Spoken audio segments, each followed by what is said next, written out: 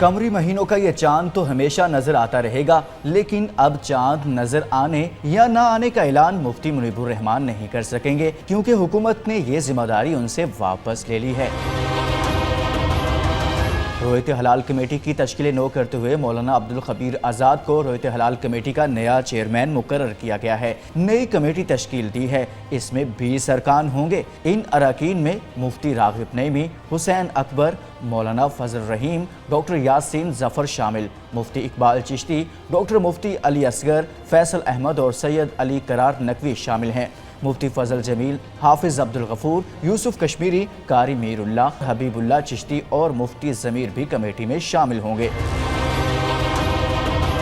رمضان المبارک اور عید کا چاند دیکھنے کے معاملے پر مفتی منیب الرحمان متعدد بار تنازعات میں گھرے نظر آئے۔ حالیہ برسوں میں پشاور کے مفتی پوپل زئی ان کی کھل کر مخالفت کرتے رہے، پھر فواد چودھری وزیر سائنس و ٹیکنالوجی بنے تو ٹویٹر کا محاذ سنبھال لیا، مفتی صاحب پر خوب گولہ باری کرتے رہے۔